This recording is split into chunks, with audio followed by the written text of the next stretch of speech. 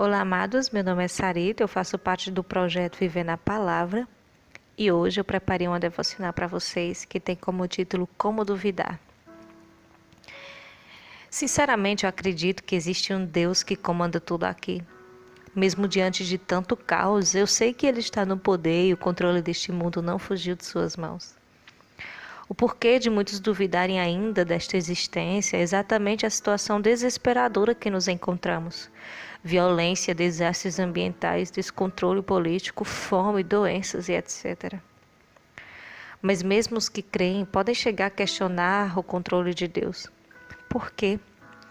A justificativa é simples: não fomos destinados ao sofrimento, à morte, mas sim à alegria, à vida. Nossa natureza é verdadeiramente pecaminosa, não duvide disso. Eu vejo essa verdade sempre que penso em Romanos 1:20, que diz: pois desde a criação do mundo, os atributos invisíveis de Deus, seu eterno poder e a sua natureza divina, têm sido vistos claramente, sendo compreendidos por meio das coisas criadas, de forma que tais homens são indesculpáveis. Nós temos tantos motivos para crer que Deus existe e cuida de nós, a natureza, os animais, nós seres humanos, cada um com sua personalidade. Isso não é incrível? Isso não está além da tua capacidade de entender? Ao mesmo tempo que eu não tenho fé suficiente para crer que Deus não exista, há um paradoxo na minha fé. Repetidas vezes nas situações turbulentas da vida, e olha que não são poucas, eu custo acreditar que existe um Deus que olha por mim. Entenda, eu não duvido que Ele exista, mas que se importa comigo. Porém, quando eu me vejo com o salário na conta, minha filha saudável, sem crises alérgicas como de costume, meu marido fazendo o café da manhã, dificilmente eu lembro de Deus e agradeço pela família e tudo que Ele me deu, tão rápido quanto o julgamento que eu faço no momento da aflição. Você consegue perceber a mudança de satisfação. A circunstância é o que define se Deus existe ou não, é isso. Assim funciona a minha fé e a sua. Em que eu sou diferente dos que dizem que não creem em Deus? E se eu creio e sou ingrata, em que eu sou diferente dos demônios? Pois para Deus o crer apenas não me torna salvo e separado para Ele. Em Tiago 2,19 diz: você crê que existe um só Deus? Muito bem, até mesmo os demônios creem e tremem. A crença juntamente à obediência é o que me faz diferente dos que creem, mas não são salvos. Lembro-me de uma vez no início da minha carreira cristã que eu recorri a uma amiga na fé e perguntei-lhe se era pecado pedir a Deus que me mostrasse a sua glória. Ela me disse: bem, Moisés pediu para ver a Deus, mas Deus o mostrou a sua glória apenas.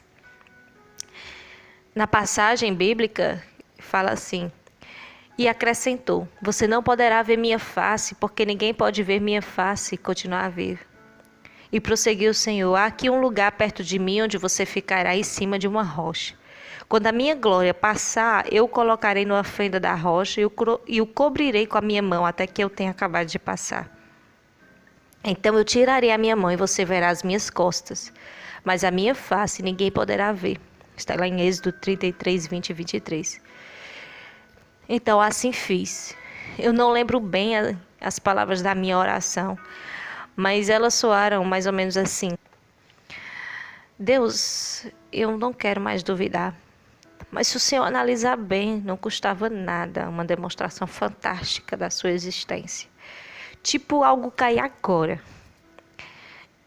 E eu esperei, mas nada aconteceu. Então, um pouco triste, mas também paciente e esperançosa de que o Senhor ia me responder, eu fui continuar a minha devocional. E uns irmãos mais antigos na fé me aconselharam a iniciar a minha leitura bíblica a partir do Novo Testamento. Eu me lembro que eu estava já em João 20. E nessa passagem, Maria Madalena, ela foi ao sepulcro depois que Jesus tinha sido crucificado. Ela foi, ainda estava escuro, e ela viu que a pedra do sepulcro tinha sido retirada. Então ela correu e foi até Simão Pedro e a outro discípulo a quem Jesus amava, e disse a eles: olha, levaram o Senhor do sepulcro e não sabemos onde o puseram. Então Pedro saiu com outro discípulo e eles foram ao sepulcro. O outro discípulo chegou primeiro, né? E abaixou-se e viu no chão os lençóis. Todavia não entrou. Então Simão Pedro, que o seguia, entrou no sepulcro e viu no chão os lençóis. E ele não viu, né? Realmente Jesus não estava lá.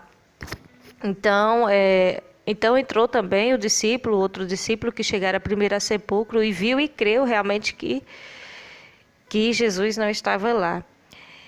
Então Maria Madalena começou a chorar junto ao sepulcro, e estando ela chorando ainda, abaixou-se e viu 2 anjos vestidos de branco sentados onde estava o corpo de Cristo, uma à cabeceira e outro aos pés. E olharam para ela e disse: mulher, por que choras? Ela disse: porque levaram meu Senhor e eu não sei onde o colocaram. E tendo dito isto, ela voltou-se para trás e viu Jesus em pé, mas não sabia que era Jesus. Então Jesus olhou para ela e disse: mulher, por que choras? Quem buscas? Ela, pensando que era hortelão, disse: Senhor, se você levou o meu Senhor, diz-me onde o puseste, eu o levarei. Então Jesus olhou para ela e disse: Maria. Ela voltou-se e percebeu que era Cristo e disse: Rabi, que significa mestre. Então Jesus olhou para ela e disse: não me detenhas, porque ainda não subi para o meu Pai. Mas vá para meus irmãos e dize-lhes que eu subo para o meu Pai, que é vosso Pai também, meu Deus e vosso Deus também. Então Maria Madalena foi e anunciou aos discípulos que viu ao Senhor e que ele tinha dito isso. Então, na tarde daquele mesmo dia, estava as portas fechadas de onde os discípulos se encontravam, porque eles estavam com medo dos judeus. Então Jesus apareceu ali, se pôs no meio dele e disse: olha, a paz esteja com vocês. E dizendo isso, mostrou as mãos, os lados dele, mostrou os cravos das suas mãos, e os discípulos se alegraram do Senhor. Então Jesus disse: olha, a paz esteja com vocês. Assim como o Pai me enviou, também vos envio. E o discípulo Tomé, um dos 12, chamado Dídimo, ele não estava com eles quando Jesus veio.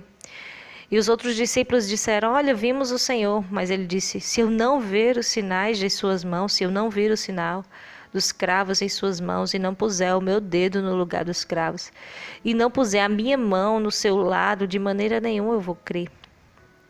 E 8 dias depois estavam mais uma vez os discípulos reunidos e com as portas fechadas, e chegou Jesus. E apresentou-se no meio dele e disse: a paz esteja com vocês. Depois disso, ele olhou para Tomé e disse: vem, põe aqui o teu dedo, vê as minhas mãos, e chega a tua mão e põe do meu lado. E não sejas incrédulo, mas crente. E Tomé respondeu: Senhor meu e Deus meu. E o Senhor disse-lhes: porque me viste, Tomé, crestes. Só porque você me viu, você creu. Felizes os que não viram e creram. Amados, Jesus estava me repreendendo, eu sei. Aquela cena se passou há muitos séculos e ele falava a Tomé, mas o recado naquela noite do devocional era para mim. E o que eu poderia dizer? Eu me calei, fechei meus olhos e nada disse. Deus sabia que eu estava envergonhada. Ele sabia que eu não tinha justificativa nenhuma para explicar minha dúvida da existência dele. Logo em seguida eu procurei um louvor, como eu sempre fazia e ainda faço, para incrementar minhas devocionais. Entre eles eu encontrei um que se chamava Como Duvidar, que se chama Como Duvidar. Eu peço depois que vocês dêem uma olhadinha e escute a letra dessa música.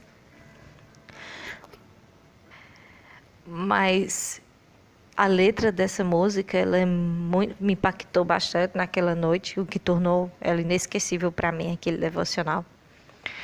Porque ela vai falar dos detalhes da natureza, dos detalhes da vida, que mostra que Deus existe. Ela diz assim: nas ondas do mar, quebrando em uma praia, no veludo azul do céu, bordado de estrelas, cores diluídas. Em uma floresta, cachoeira soando como grande orquestra. Nas lágrimas do orvalho, desenhadas em uma rosa, na lua iluminando uma estrada de terra, no gosto açucarado de um favo de mel, no amanhecer pintado em tom pastel. Como duvidar de um Deus tão poderoso, de um ser tão detalhista, que pintou o mundo com suas mãos? Como duvidar de um Deus que me faz respirar, comanda os planetas e se importa com as palavras que eu falar? Como duvidar? Nós temos várias explicações para que nos fazem muitas vezes não acreditar que Deus existe e que Ele cuida de nós.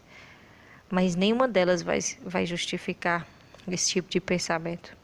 Então, toda vez que o inimigo quiser colocar na sua cabeça, em sua mente, no seu coração, que Deus ele não existe, ou muito menos Ele lembra de você, você traga à mente as coisas que Ele criou, traga à mente a sua natureza. Olhe para a pessoa que está do seu lado e veja a diferente personalidade. Para mim, isso é fantástico quando eu analiso o meu jeito, o jeito de minha filha agir, o jeito de meu esposo agir, o jeito dos meus familiares. Cada um tem sua personalidade. Não estou falando aqui de coisas ruins, coisas boas. Eu estou falando no geral, cada um tem o seu jeito, sua maneira de ver, sua maneira de ver até Deus, da forma correta, é claro. E Deus poderia ter nos feito robôs declarando todos a mesma coisa, mas Ele quer ver nossa visão particular, nosso modo de sentir Ele, de agir. E isso para mim é surpreendente. Quando eu analiso, eu vejo cada pessoa com o seu jeito. Então, sempre que vier esse tipo de pensamento, lembre das coisas que Deus criou. Eu espero que essa devocional tenha falado ao seu coração, como falou comigo, como Deus falou comigo naquela passagem, que a passagem que eu li para vocês hoje também tenha te transformado. E a partir de hoje você tem uma maneira diferente de ver a Deus, que é a maneira certa.